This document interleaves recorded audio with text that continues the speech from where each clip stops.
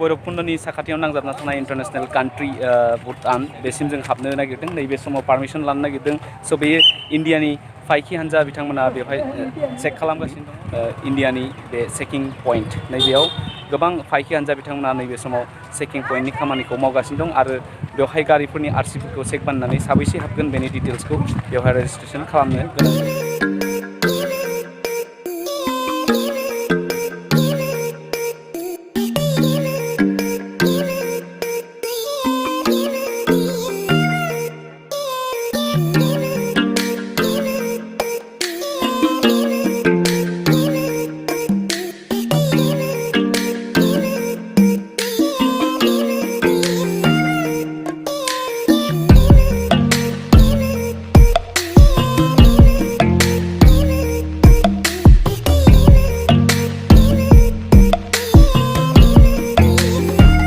International country भुटाननि सामद्रुप जंखाराव दङ लोगोसे बेवहाय जोबोर मुंदांखा मोनसे हिन्दु धोरोमारि मन्दिर नैबे भुटान गभर्नमेन्टआव दङ रयेल भुटानाव बेनो जाहैबाय भैरबकुंड बे भैरबकुंडनि नैबे शिव मन्दिराव जों हाबना नायगोन लोगोसे मोनसे जोबोर सोमोनांथाव बेबायदि इंटरनेशनल कान्ट्रि भुटानावबो जे जोंनि हिन्दु धोरोमारि मन्दिर शिव मन्दिर दङ लोगोसे बेखौ आं मिथिनायाव नेपाली सुबुंफ्रा दासान्दि सामलायगासिनो दङ स' आं सिंनि नुथायखौ नोंथांनो बे भुटान हादोराव हाबनानै मोनसे सोमोनांथाव फिथाइ नुदों बेनो जाहैबाय नैबे दुम्ब्रु खावसा फिथाइनो बे भुटाननि जोबोर गिदिर गिदिर आरो जोंनिख्रुइ माने साबसिन नुयो आरो बेवहाय आरो मोनसे जुदा रोखोमनि जों जायखौ बटगास होनना बुङो जों जायखौ बटगास होननानै खोनाबोबाय थायो नैबे बेनि बटगासनि फिथाइफ्राबो एसे जुदा रोखोमनि स' जानो हागौ हादोर सोलायनाय बा नेचारेल जा हाजोआरि सोर्सनि थाखाय बेनि नुथायफ्रा खायसेया सोलायदों स' नैबे समाव जोङो दङ भुटान हादोरनि सिङाव नांजाबनानै थानाय भैरबकुंड शिव मन्दिर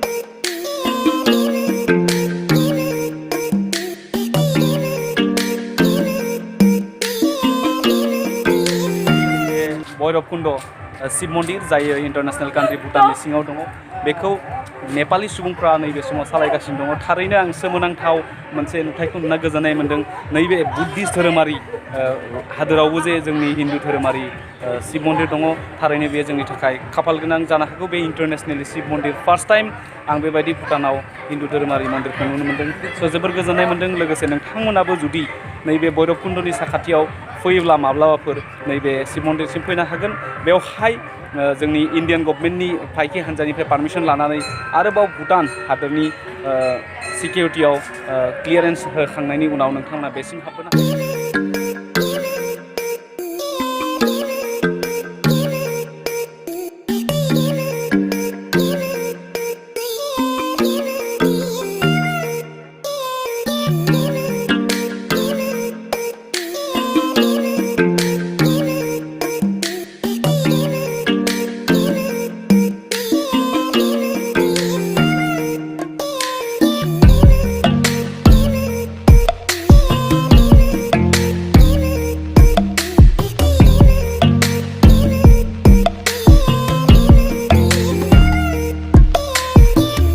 गामिया आं मिथिनायाव नै सामद्रुप जोंखारनि साखाथियाव नांजाबना दं हेंगिं ब्रिजनि लोगोसे बेवहाय गोबां नेपाली कमिउनिटिनि मानसि नुदों नाथाय बिसोरो नेसनेलिटिया भुटानिस स' जोबोर समायना थारैनो जों बेवहाय फैनानै गोजोननाय मोन्दों मानो होनब्ला बेवहाय जा भुटान आरो इन्डियानि रिलेसनशिप थारैनो मोजां थ' बेवहाय खोरोमसार फंबायाबो आं दंखायो फंबाय माबायदि मोन्दों बेवहाय फैनानै जोबोद मोजां मोनदों आरो खोलो खोलो बार बारदों आरो लोगोसे जोंनि मेक्सिमाम दा पिकनिक जानायनि मानसिफोरानो बहाय नुजाथिफैदों नालाय गावनि मानसिखौ नुनानैसो जोबोद गोजोननाय मोन्दों गासिबो बर' सुबुङानो दंजोबो होनदों स' बेवहाय आं मोनसे मोजां मोन्दों मानोना जेसेबांखिनि आं भुटान बर्डारखिनि गिदिंबाय इन्डियानि बेवहाय बेबायदि सिकिउरिटि चेकिंआव बारा प्रब्लेम होआखै बारा प्रब्लेम गैया थ' थिगैनो दङ नोंथांमोना बेसिम फैनो हागोन आरो बे सामद्रुप जोंखारनि साखाथियाव थानाय नैबे हेंगिं ब्रिज बे हेंगिं ब्रिजआवनो गोबां सुबुंफ्रा बे पारमिसन लाना नायनो फैयो स' बेवहाय पिकनिक स्पटथ' नङा अब्लाबो इन्डियान नेसनेलिटिफोरखौ बेवहाय एलाउ होयो आरो मोनाबिलिनि 4 बाजिसिमल' बेवहाय इन्डियान नेसनेलिटिखौ आं गाखोबोबाय लोगोसे बेवहाय जा भिजिटर्सफोर फैयो बेवहाय बेरायनो फैयो बिसोरो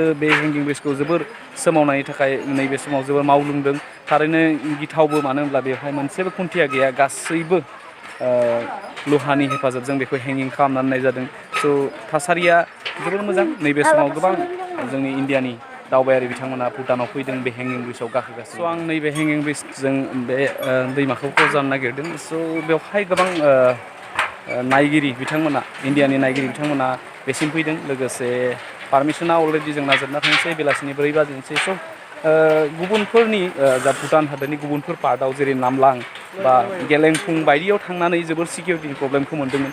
थारैनो नैबे सामद्रुप जंखारथिं उदालगुरिनि जोबथा सिमा लोगोसे भैरबकुन्द बेवहाय सामद्रुप जंखार होननाय मोनसे जायगा दङ। बेवहाय एसेबां सिकिउरिटिखौ प्रब्लेम दासिम मोनाखै। स' गोजोननाय मोन्दों। लोगोसे जों बेनिफ्राय ओंखारलांफिननांसिगोन। गोजान जायगाखौ जोंनो पारमिसन होनाय जायाखै।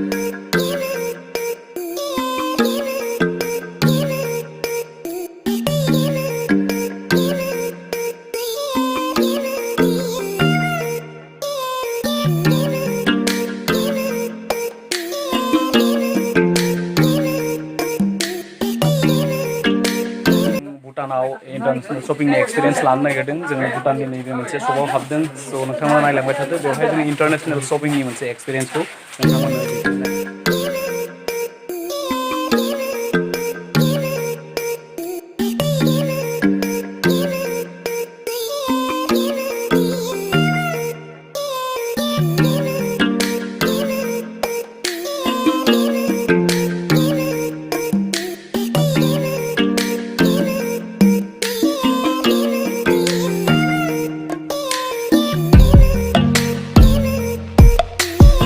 शपिंखौ खालामबाय। बेवहाय मालयेशियानि नुडल्स आरो करियानि बिस्किट बे मोननैखौ लाबाय। स' जोंनि इण्डियान राङानो बेयाव सोलायो। स' नोंथांमोना बेयाव शपिंनि एक्सपिरियेन्स लानो हागोन। स' इन्टारनेसनेलनि शपिंखौ नोंथांमोननो दिन्थिबाय। स' जों बे जायगानिफ्राय दोरोदनोसै थांफिननोसै। 4 बाजिसिम बेवहाय एलाउ दङमोन इण्डियानफ्रा। स' बेवहाय नैबे समाव नुथाया बेवहाय गोबां इण्डियान सुबुंफ्रा बेवहाय बेरायनो फैदों। स' जोङो बेनिफ्राय ओंखारलांनो सम जाबाय। नुनो मोन्दों नैबेबायदि बुद्धिस्ट धोरोमारि मन्दिर बा थानसालि बेवहाय बेबायदि बुद्धिस्टनि मोनसे बेखौ मा होनगोन साखा फिदिंनाय बुङो। बेखौ बिथांमोना फोथायनाय दङ। बेखौ जुदि फिदिङोब्ला फाब खारो होनना बुंदों। स' जोंबो एक्सपिरियेन्स लानो सानदों। पारमिसन दङना गैया नाथाय मिथिथ'आ। अब्लाबो नैबे समाव भिडिअ शुट खालामगासिनो। स' नोंथांमोननो पारमिसन मोनोब्ला बेनि नुथायखौ आं दिन्थिनो।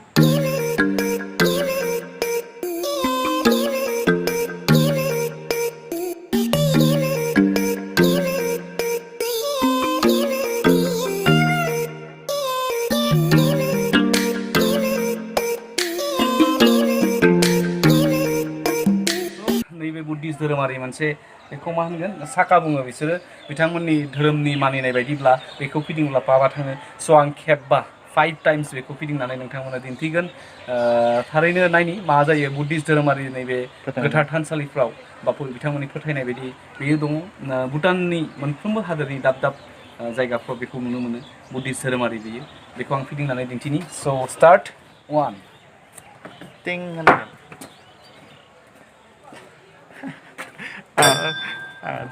10 बार जासिगोन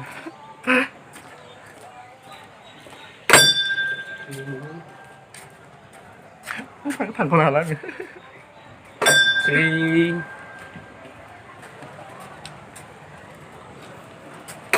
4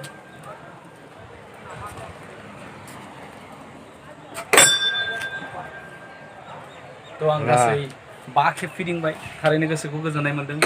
नोंथांमोनाबो बे जायगासिम फैबा बेखौ फिदिंनानै बिथांमोननि फोथायनाय थारैनो जुदि बुद्धिस्ट धोरोमारि बिथांमोननि गसाइ बिथाङा अनसायमारोब्ला थारैनो जिउआव माबा मोनसे नङा माबा मोनसे साक्सेस जागोनखौ नुदों।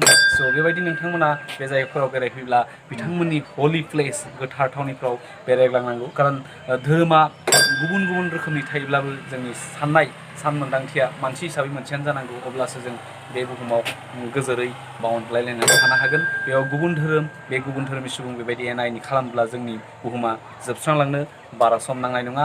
आरो जों सासे सिभिलाइज्ड बा जों सानखांनो हानाय सुबुं होननानै गनायजानाय नङा।